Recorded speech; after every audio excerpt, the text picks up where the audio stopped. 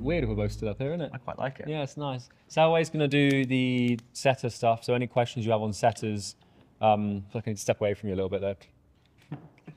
You need to sit down so I can introduce you. And then Can we do the walk up? You want to do the walk up? Can we get some walk on music coming as well?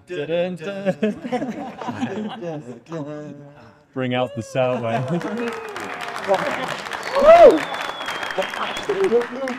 I haven't even introduced him yet. So we're gonna. He needs no introduction. No, we're gonna do the setter thing this afternoon, and I expect it'll be quite a long one. So I want to get like all of your setter-related, outbound-related questions answered this afternoon, and then that'll probably take us up to.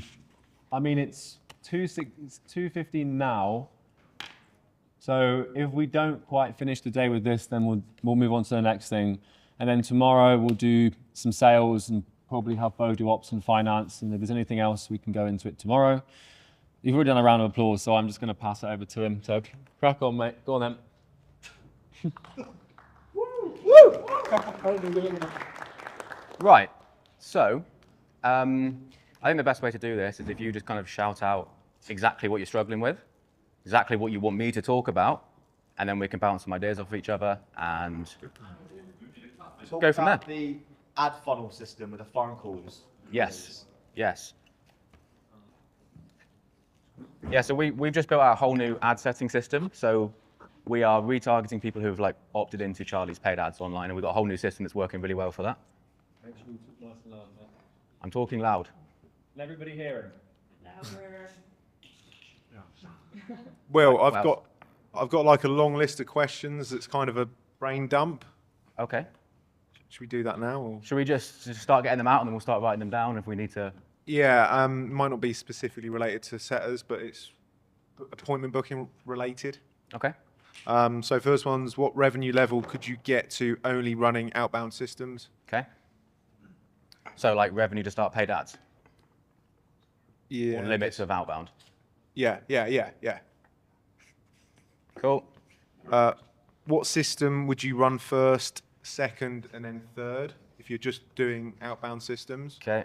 So choosing system. That's kind of generic across all niches. Cool.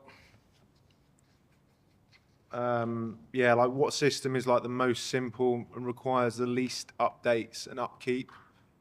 So I suppose I'm talking more about like third-party integration, them changing things that could implicate, you know what I'm getting at? Could mean that you have to change something on the system. Every system's going to have to be changed as you run it and as you get like stimuli fatigue, right? So we're talking just easiest to start or easiest to get results? Yeah, results. Yeah. Okay, right. Easiest, quickest results.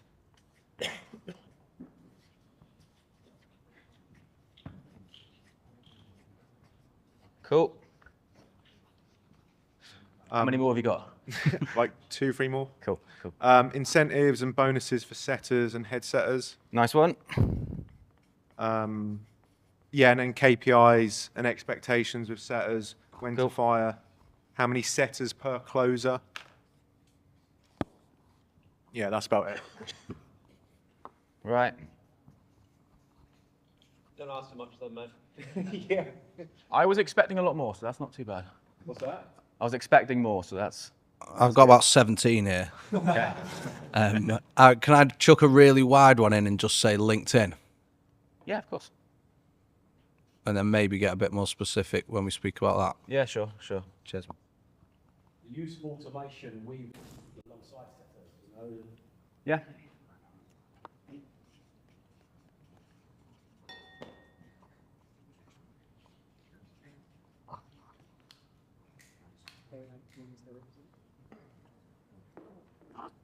Inbound IG setting process.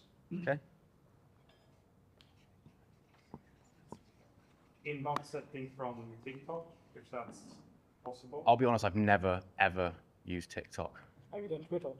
We've done Twitter, we've done Instagram. It's probably going to be the same, so we can cover it with just inbound Instagram. Yeah. Because it's just content. It's different. Yeah, it's different. You can't send videos on TikTok in the DMs, but maybe we can just bounce some ideas around. We can bounce some idea. I've never touched TikTok, so. Okay. Keep them coming. When does it make sense to switch to ads Okay. or add ads? Starting ads. And then also, what does the recruiting process look like? Like what percent of people actually are good that you keep, how you should go about hiring them and all ramping them up, basically. Okay, so recruiting, firing, and then ramp up, so training. Cool. Yeah, what does a good setter look like? What am I qualifying for and how? It's a good setter case study.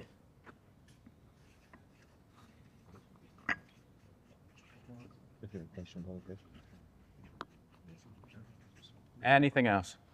Incentives? Oh, go on. Incentives? Yeah. I think we've covered that one there. Okay. Or we will cover that one. Yeah, I was just wondering, and it might just be a yes or no, but if you've ever tested any other inbound YouTube system than just the classic VSL one. No. Yeah, I thought so. No, unfortunately not.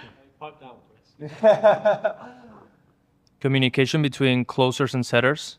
Good, yeah, that's a good one. We've worked on that a lot the last few months, so. Okay.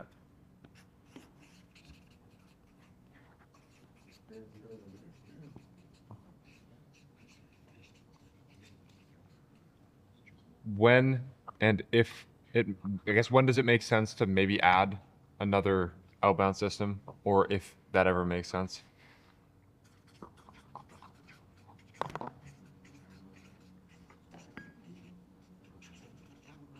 Okay. Any more? One final one. Just systems for accountability with them, like how you manage. It's almost like the one-to-one thing. Cool. I know you're going to do on sales. So we can kind of do management. Yeah. And that will kind of cover it. Yeah, that's cheers. I'll do management and accountability.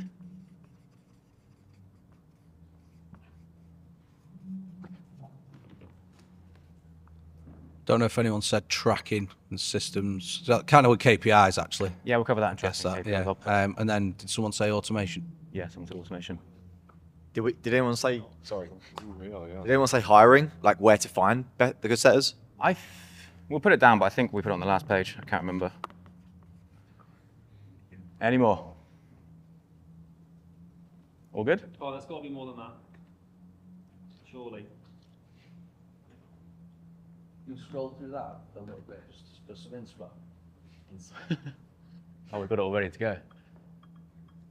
Yeah, so I was going to cover like building a setting team, how to build a system first, managing setters, what incentives there. Just read that, mate. Yeah. Well, I can give you guys this and I can read through it as well. Yeah. Everyone good? How to manage a setter that wants to close in a few months, but that you're setting as a way to get there. Okay. Congratulations.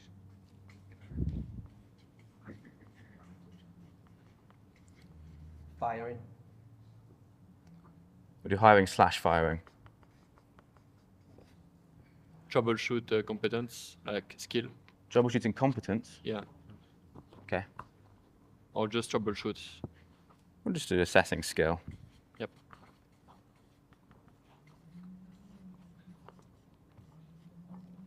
How to do split tests with setters and with cold email? Do you mean split testing specific stimuli per setter, or just running them alongside each other to see which one works best? Yeah, just like how do you just split test in general?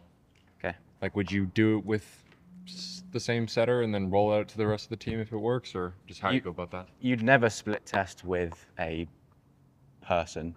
You'd split test on the back end and then give it to a person. So if you're not setting, you just never split test, basically? You'd split test yourself. Does that make Okay. sense? Because But once you what give it if to a you're setter, you not- can't afford it to be like a test, you know, because setters just going to desensitize them. We can cover split testing in full, how I do split testing. Sure. What should I focus on working with my sales manager? What do you mean by that? How to support him actually, because he's new in my company and he's hiring setters right now and sales reps, and Okay. I want him to do well, but I'm not sure which areas I should give him like responsibility and which areas I should focus Does, and actually work with him for now. does he know how to set appointments? No, he's from different industries, so I need to teach him that. Okay, I wouldn't have him hiring setters then. Sorry? I wouldn't have him hiring setters personally, because to hire setters, you've got to know how to set yourself. So I would do that yourself. You can't have the sales manager manage the setters at the same time. Yeah. Sadly. So You cannot have your sales manager manage a sales team and a setting team at the same time. We can do hiring a setter manager. That would probably be useful for you. Okay.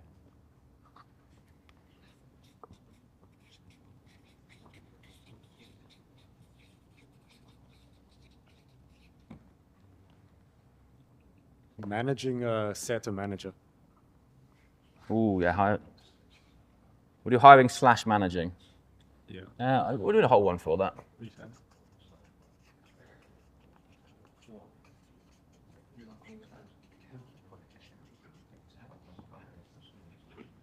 Yeah, I'm sure you'll cover this one, but how, if you're doing the setting and the content, how they interact with each other. Sometimes I know I have a little bit of a limiting belief that like, if I'm sending DMs and setting, it's kind of like taking value, whereas like the whole content thing is like giving value. Yeah. So yeah, if you're doing it through like LinkedIn or something like that. Cool. Managing setters as a closer. Yeah, again, it kind of comes to, can't really manage setters as a closer. Like, should I set as well then? Pardon? Do both at the same time, both close and set, if I'm going to manage setters? We'll do that with management. Well, it's kind of just management. Yeah, it's management. We'll just do it with management there. I'm seeing a bunch of people who don't run ads not ask questions here, guys. And I don't want to see it. I'm looking at I'm seeing a bunch of people who don't run ads not asking questions. Don't want to what? Who don't run ads. So everyone should be, unless everything's going swimmingly. You've triggered the boudoir. Yeah. I'm going to call some people out otherwise. I'm start name calling. What revenue should you start running? No, not you. You're asking enough questions.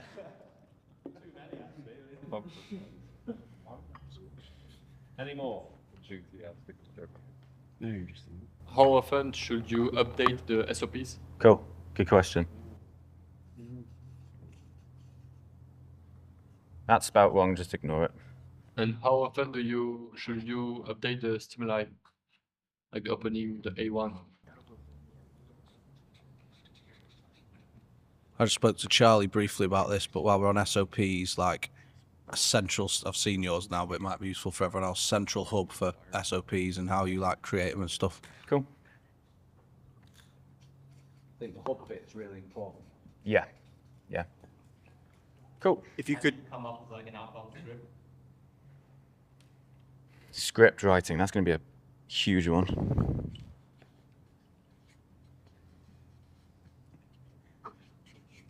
if you could show the system you use to track all the different variations and you know you're saying you're testing like 8 things or 5 things at once, like how do you track all that in? Do you have different sheets for each thing and different setters and how all that works? Yeah, I'll pull it up.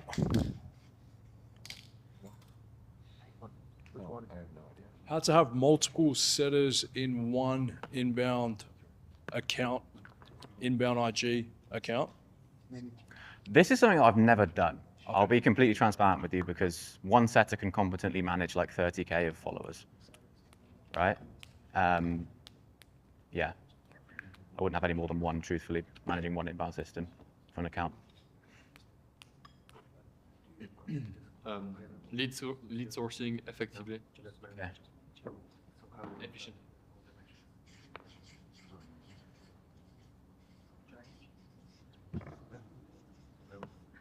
Anything else? We got a lot here, so all good? Nice.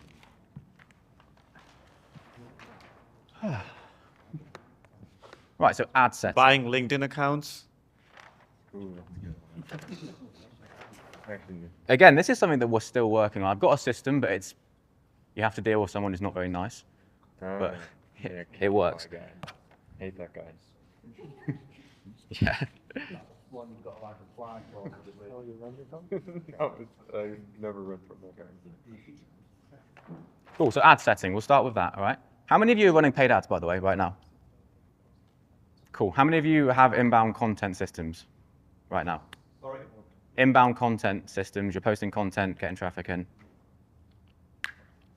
Quite a few. How many of you have an email list, phone numbers? Right, it's going to be relevant. Cool. So,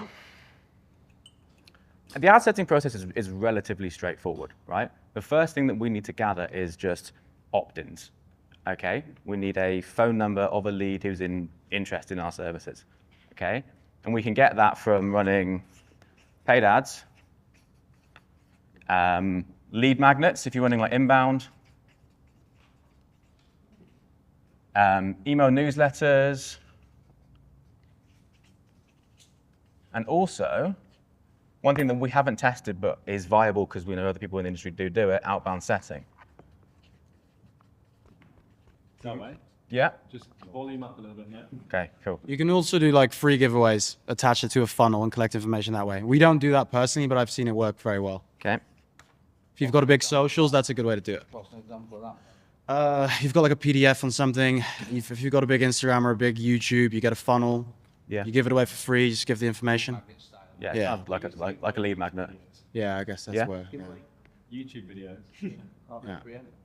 Well, So if- we've got hundreds of appointments from it. And For this, do you have to be collecting a phone number as well? you have to be collecting a phone number, yeah. Like, have to be. Has to be a phone number because it's you can do it over email, but it's just super inefficient, right? Okay, good. So phone number because you need to get them on the phone and go from there, right? And all that traffic is going towards an opt-in here, okay? And they're opting in to find out more in the form of a phone number, right? Straightforward, right? The easiest way to do this is paid ads, right? So people see your ad, they opt in, they go to the VSL, then they convert from the VSL, booked appointment. If they do not convert through the VSL, then they're just kind of left in limbo. You've got their phone number, they're interested, but they haven't taken the action yet. What you need to do exactly here is hire a setter whose sole purpose in your company is to dial every single new opt-in, introduce themselves. So I've got the process right up here, right? So it's a 4-stage process. First thing you do is you get on the phone and you say, introduce yourself, say, hey, it's Will here from Charlie Morgan's team. You just signed up to an ad on YouTube. I was wondering if I can give you a bit more clarity, right? You then frame the call, okay? And the way we do this is we say that for this week only, we're giving away a free resource from Charlie's paid mastermind, okay? We're wondering if you are interested in finding out some more information about it. In order to do so, I've just got a few questions about your business, your goals, where you're at, so I can send you the resource that is relevant to you, okay? From there, we go into a discovery, okay? And all we're trying to do here is extract the problem that they are currently facing, okay? And we do this by asking questions, right? So Noor, if you quickly click on the outbound calling script, and I'll run through it like one by one. Okay? So if you scroll down a little bit.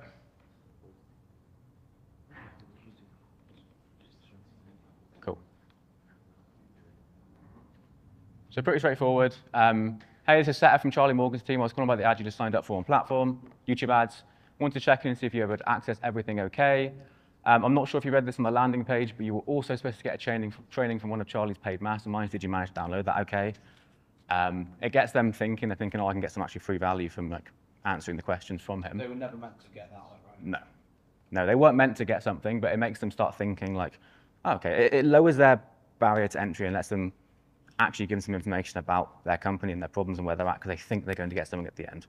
But they are going to get something at the end, but the goal is to put them into a call, right? Scroll down a little bit, Noor. Please. Please. So then we start framing the call, and we say, I'd really like to help you get as much as you possibly can in the short amount of time we have. In order to do so, what we've really found to work the best is just getting a quick idea of where you're at, your goals, and where you need their most help right now, okay?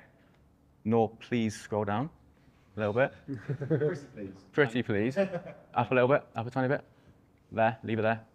Okay? The first thing that we are trying to do is find out exactly why they signed up to that ad, right? Because no one opts into an ad without having a problem, Okay, no one just willy-nilly signs up to an ad just for the sake of it unless they're just testing the funnel. Okay, so the number one thing we're trying to do is find out exactly why they signed up.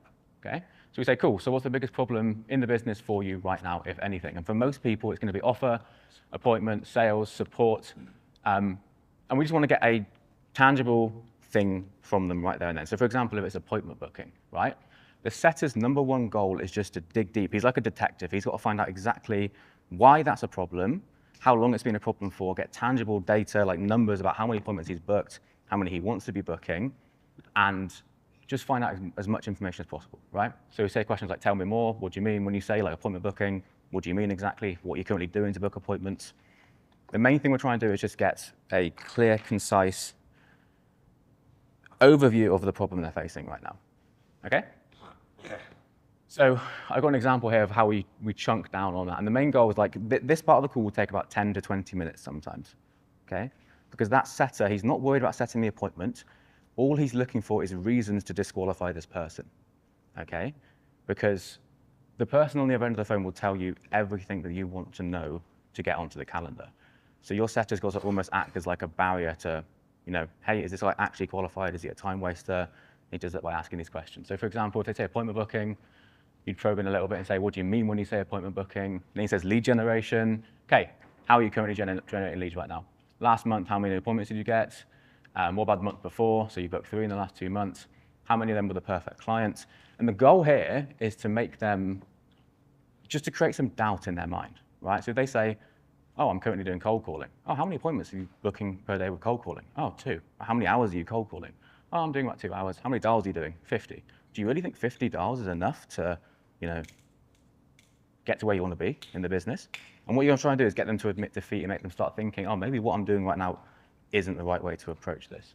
And you're just ultimately trying to find as much information as you can about that person. The more time you spend in this triage section trying to just extract information from this lead, the easier the sales call is going to be, right?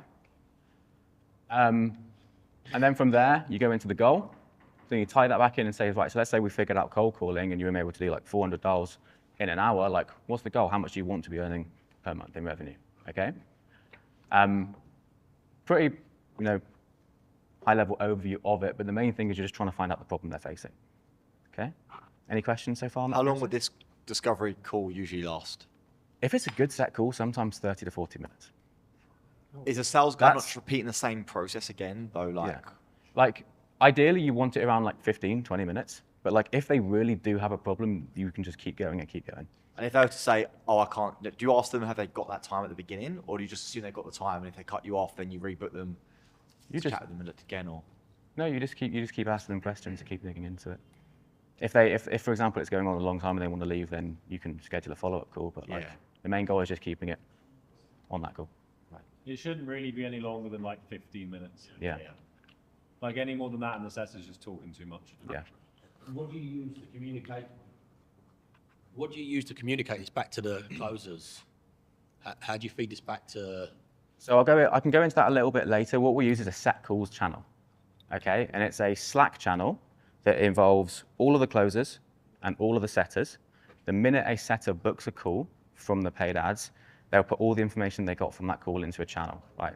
The problem they're facing, how much money they're making, revenue goals, where they want to be, where they've been, like as much information as possible, and then they'll pop the call recording underneath the setter. The closer can actually listen to what's happened on that call.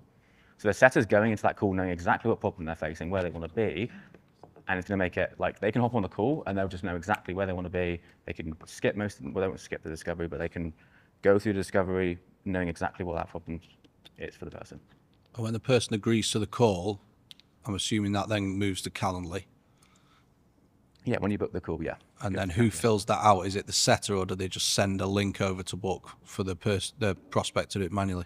Yeah, so scroll down a bit more, please. You understand the current situation where they're at, and we kind of covered this, this is almost like the triage section of it. This is it here, right? So you say, awesome, so look, I have a training for you that will help with what we talked about today. It's definitely good, but it's not going to be the magic bullet to get you to 100K a month tomorrow.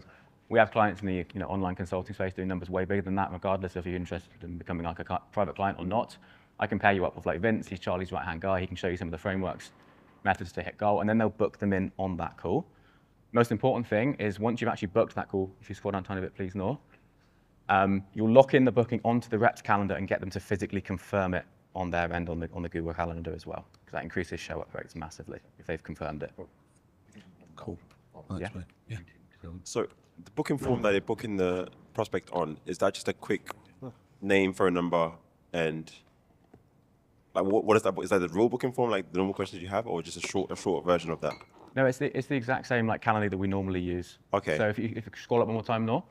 So you'd go through the questions on that Calendly with the prospect. Scroll up a tiny bit. That there is what's on the Calendly form. Yeah. So we ask that before we start booking them in, right? So before we try and set the call, we'll get what service they're providing, how long they've been running the business, do you work in a specific niche, and that is what the setter will just put onto the Calendly form. So they'll literally be typing it as they're going on with the hope that by the end they get the call to say, yeah, I'm willing to put the call, click send, and it's in their calendar straight away. Yeah. Makes sense. And then second thing is, how do you quality check the conversation? Are you recording it? Are you using close? Like, what are you using to quality check and make sure that they're following the script? So the closers will listen to the call, but the setter manager will also just review every single set call.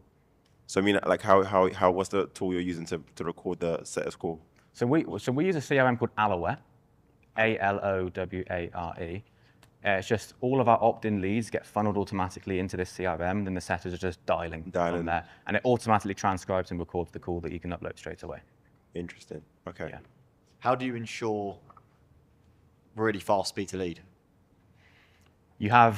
So it depends on the amount of opt-ins you have, but ideally you want a setter manning that for 8 hours a day.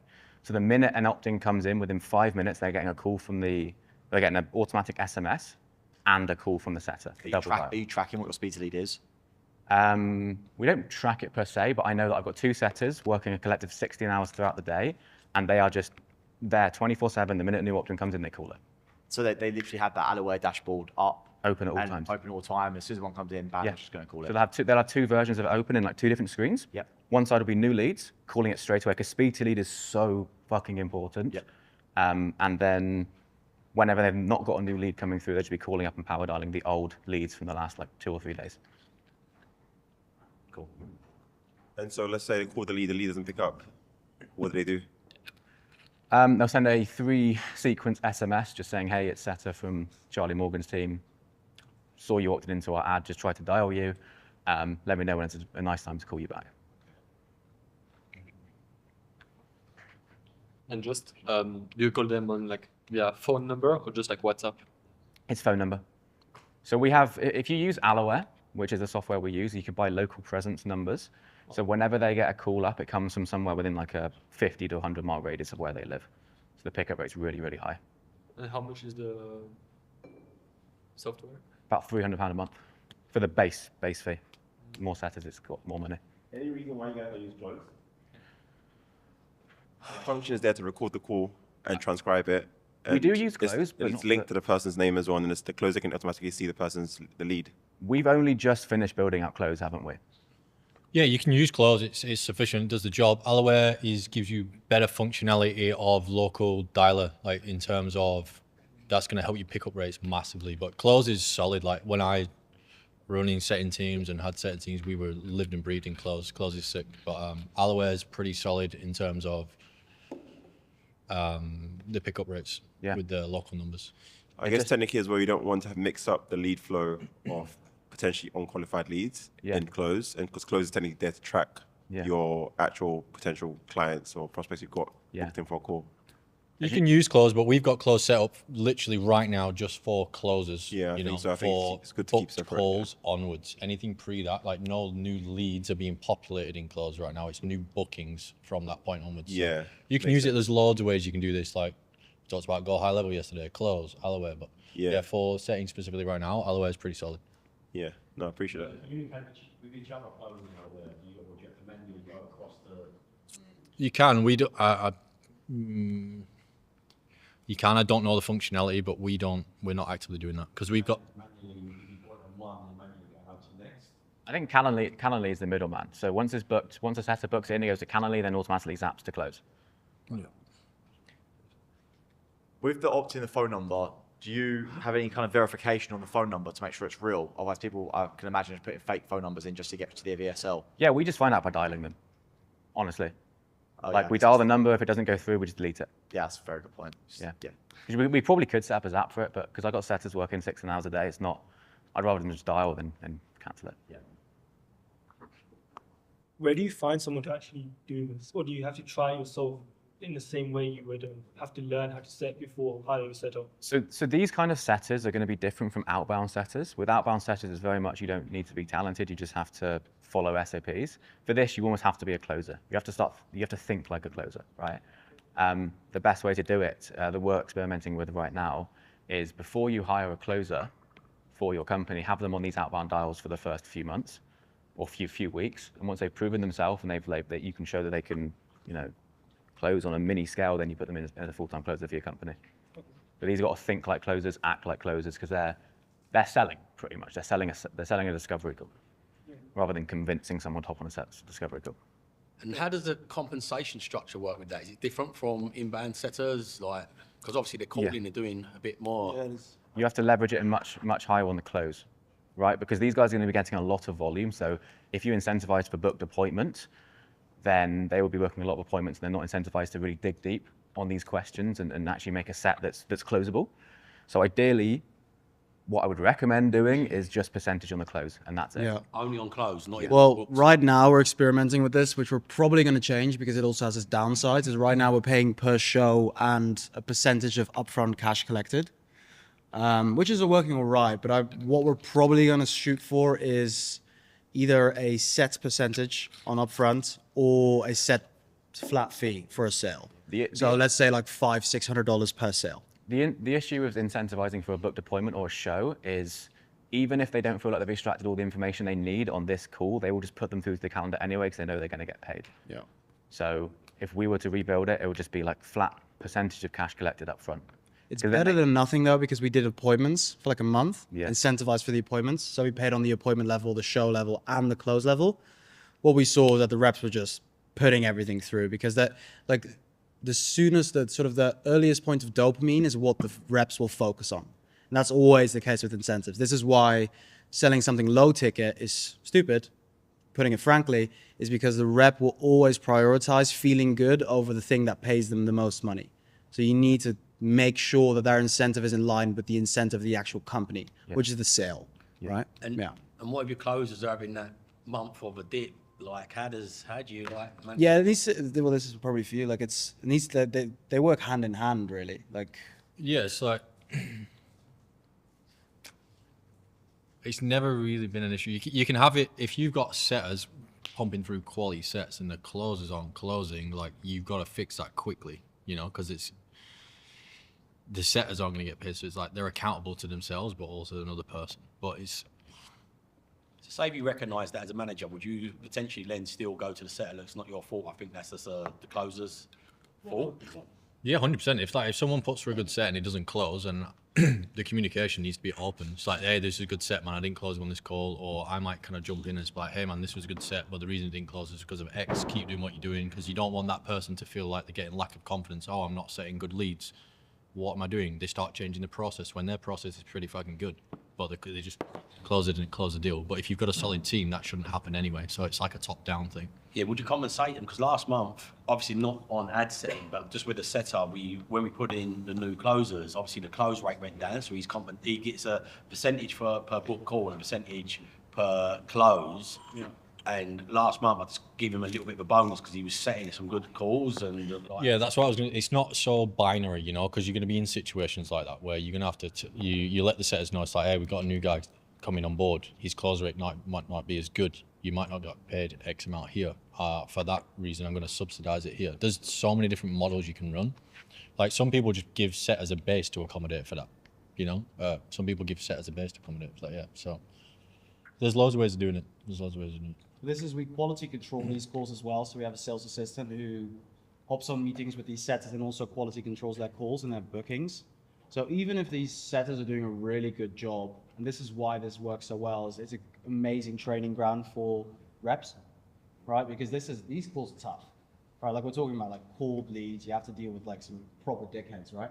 So even if the reps on the other side aren't closing, but the sales assistant or Bronco can see like, okay, this guy's got great tonality, he knows what he's doing, great on calls, books them in, then at least you can promote them to the sales side, right, and give them a rep role. Yeah. And how much do you say you compensate in, roughly, on the close? If you're just doing a close? Right now, which we're going to change, so honestly don't copy it, but right now we're paying $100 per show and 3% and 4% of the upfront. 4% of cash collect. But I think it's probably going to move to a higher upfront percentage or just a flat out payment. Yeah. So like a sort of a cost per, just like we're going to figure out some sort of standard cost per acquisition for this. Like $600 per sale or something. It's got to make sense for you and your company and your setup, because that's 4% of our deal size is 11.8K, right? So if you've got a lower price, would you potentially might go higher with that then? You've just got to figure out the end amount that they get paid on average. So, do you know, we're talking AOV cash on sales. You can figure out like AOV commission that they would get, and you can. That's why we've tested different methods. You know, for me, the most successful method I've ever done is like what we're gonna shift to, which is just straight cash percentage of the deal. You know, because that way they're incentivized to put better quality through, which has a bigger chance of getting more upfront cash. But it's dynamic, you know. There's so many like elements to this. You kind of just need to reverse engineer with, okay, if this rep does really well, what does he make? Is that sort of the standard average, what they're looking for? Right, so for us, for reps, if reps do, on average, they'll make 6 figures, right? Which is kind of like what you're looking for. If reps do really well, they'll make 20, right? So you kind of need to reverse engineer that commission. Same with the other sellers, because this is really, if they're doing well, like a $5,000 a month role, to a degree, right? So you kind of need to reverse engineer it that way. Just to come back to what you said about what if the closers on or new or whatever, you should ideally, obviously this is ideally, your closers should be way more skilled than your setters in general. So like it's typically going to fall on the setter to it being a low quality set that it didn't close, rather than the closer being shit. You know what I mean? Yeah. Cool. Anything else on the ad setting process? When should we implement this, like at Twitch level? As soon as you start running paid ads. Okay. Honestly. Yeah. Or doing one of these things you can as well. I was going to say, does it have to have the ads component? Because we're doing everything but that, not collecting phone numbers. It doesn't have to be, but if you do that, it's not going to be a full-time role for the setter. So what the setter can do to make up for the lack of volume is do outbound setting as well. Yeah. Okay, so he can just be in like Facebook groups, on LinkedIn, messaging people, get them opt into a funnel or opt into like a small triage call, and then do this exact same process so that he's doing the same thing every day, right? So sorry, one more. What have you guys tested out both DM setting and actual dial-in setting, and what the response rates are like on both? So we're doing both of them right now. You are doing both. We're doing both right now. Conversion rate is roughly the same, but the volume with outbound is so much lower. Because these ad setters, they can sometimes book like 5 really good sets every single day, like qualified sets. How many calls per day you reckon team is going through? Each setter can competently do about 100 dials a day. Oh wow! More if they're working, or if they're hungry for it. But about on average, one setter can do about 100 dials a day. Okay. What's the difference between the amount of people who put their information in if there's a phone number versus if it's just an email to see the VSL? It didn't drop that much, did it? No, not at all. Like, Billy, you can probably test this, but I don't think our lead cost has dropped that much, has it? The cost per lead went up a tiny bit, but nothing that was scary. No. Because we thought it would tank, but it didn't. No. So is it always worth it to do that then, when you're running ads? I would agree so, yeah. You see? Adding a phone number to the funnel?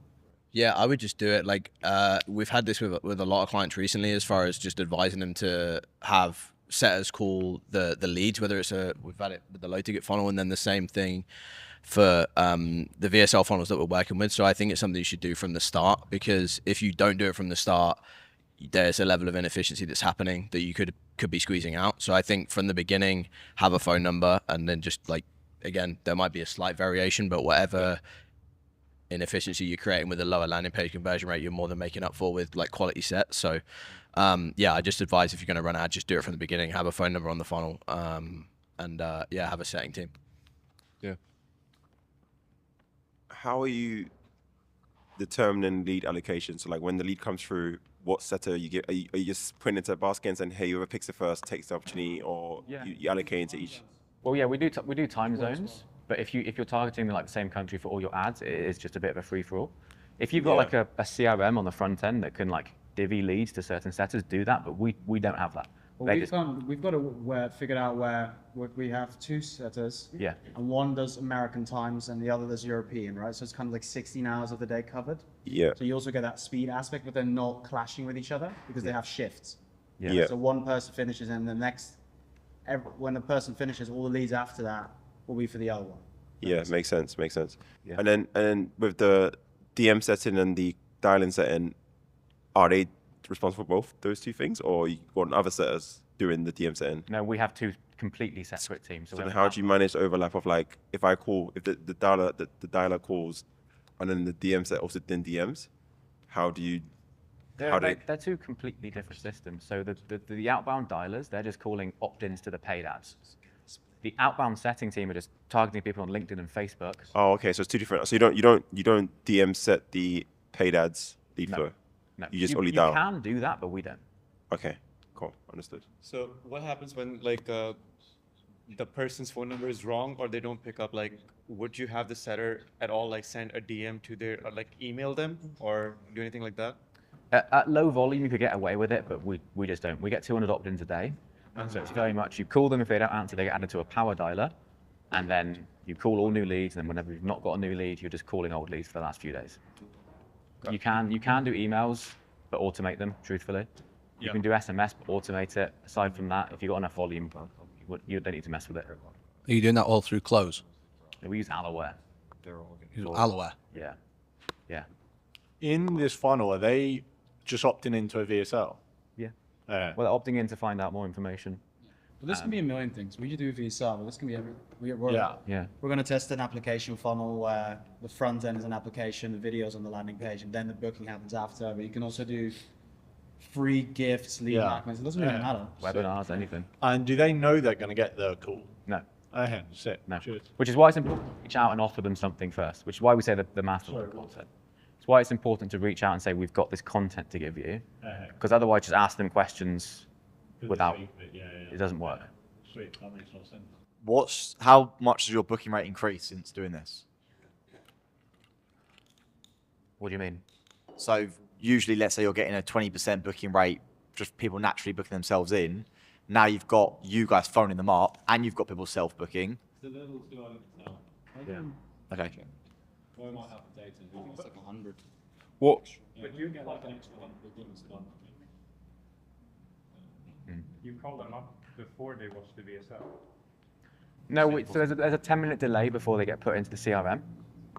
The VSL is about 10 minutes long, so sometimes you catch them as they're just finishing the VSL, but for most cases, they finish the VSL, they're not interested. Or they have not that they're not interested, they just haven't taken action. That's when they'll get the Yeah, so in the last 30 days, this system has booked, quick math, 140 appointments. Out of how many leads? Hmm? And how many leads have you generated? Oh, I don't know, thousands. But something like, this is just the, how many leads do we generate a month? I think we're doing about 2,000 a month. 2,000? No, that's way. We're going about 100 a day. No, that was 150 a day. So what's that? And how many would you normally get on there without this system? How many appointments have you got? So what I'm trying to understand is what's the impact of this? Is what I'm trying to understand, like how. Yeah.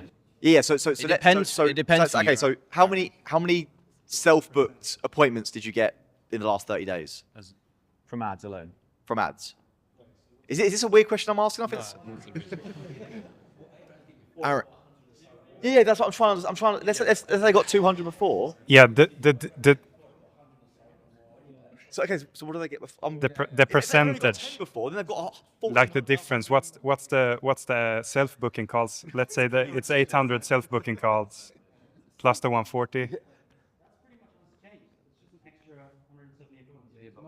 But what was the before? Yeah, what was it before? So you can. Yeah, so let's. Before you did this. How many appointments were we booking per month before we started running the system, just from ads? I'm just curious to know the percentage increase overall. So Aaron, so it's like ideally, which is like the ideal scenario, and again, it's going to be different for you because it's like lead quality, lead cost, how good the setter is, etc. But ideally, in the best situations, what we've found is that it's like 1-to-1.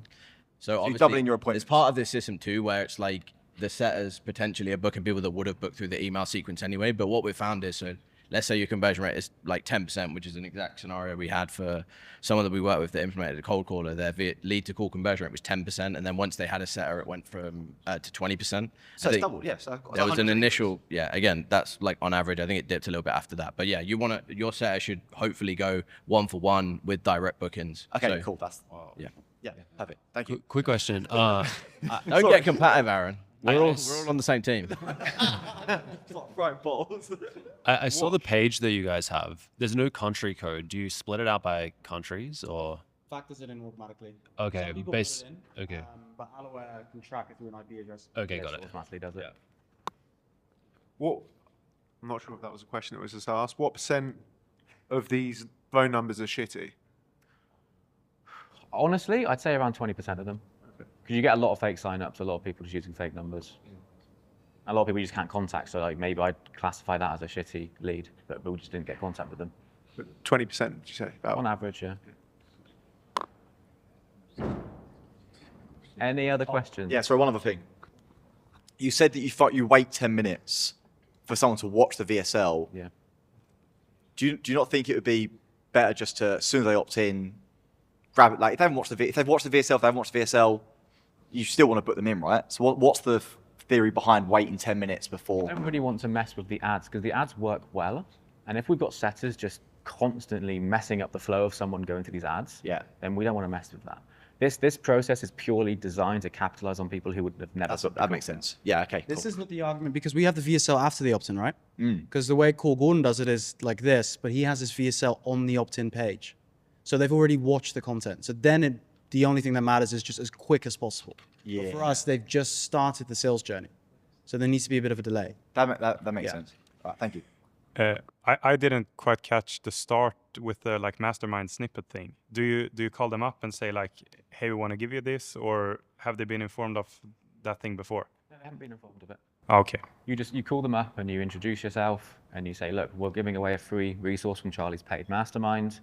I was wondering if you saw it on the landing page, you could get a chance to download it. It's easy to lose things in the inbox. Create some intrigue. They're like, no, I didn't see that. And like, okay, cool, I've got it to give to you, but no, I want to make sure you're getting something that's relevant to you. Got a few questions to ask first, so I can send you something that's actually relevant that you can use. Because then like they're going to get something from it. It opens up. They're happy to answer the questions. Yeah.